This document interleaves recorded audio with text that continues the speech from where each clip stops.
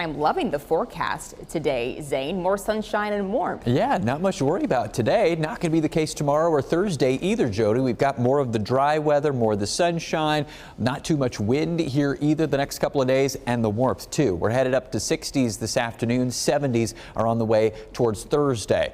And then we get into the more action-packed part of the forecast by the end of the week. We talked about the risk of storms here for a few days now. Here's the latest on that for Friday. The level 2 risk for most of central Iowa is what we're dealing with. That's the yellow color. It extends as far west as, let's say, about Lamoni and Osceola in southern Iowa, up towards Jefferson, Rockwell City, and then eastward. That's what most of us will be looking at. Rough timing from basically southwest to northeast that these storms will move through, let's say about 3 in the afternoon to about 8 p.m. in the evening.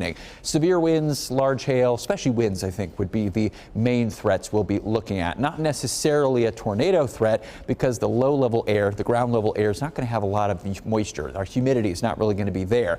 It's partly because of this. This is our current satellite picture, quiet here in Iowa. To the south, there's a little weak sort of low-pressure center that's taken shape, and it's going to head eastward across the mid-south into the lower Mississippi River Valley, Arkansas, Tennessee, and so on.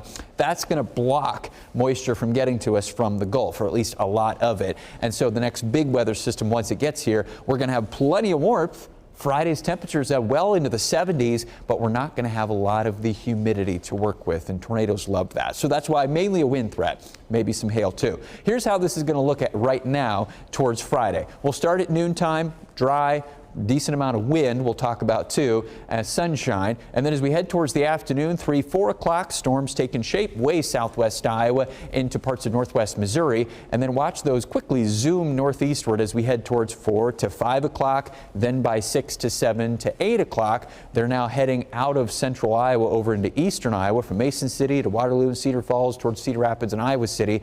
So it's a pretty fast line of storms that take shape. And notice they don't really get menacing looking until they're probably through central Iowa and then moving eastward into the evening hours. Eastern Iowa is where they'll be, well, that's where they'll be maturing. The storms will be maturing by that point. There's a little bit better moisture and heat over that direction. But we could see some strong winds even outside of storms. Friday afternoon for early Friday evening, widespread gusts in the neighborhood of 35 to 40 miles per hour. Where you do see a few of these storms, that was where we could get some 50 to 60 plus mile per hour gusts as those storms kind of pull the fast moving winds down from aloft. Once we push those storms out of here, winds die down for a time, and then they'll strengthen again as we head towards the backside of this weather system into Saturday. Winds come out of the north and west. Northwest Iowa, you could also see some wet snowflakes, kind of some wet, cold raindrops here in the middle of the state, kind of a showery gray day, I think, for most of us Saturday. Temperatures in the mid 40s and wind gusts still out of the north and west, maybe 40, 45 miles per hour. Those will be the gusts.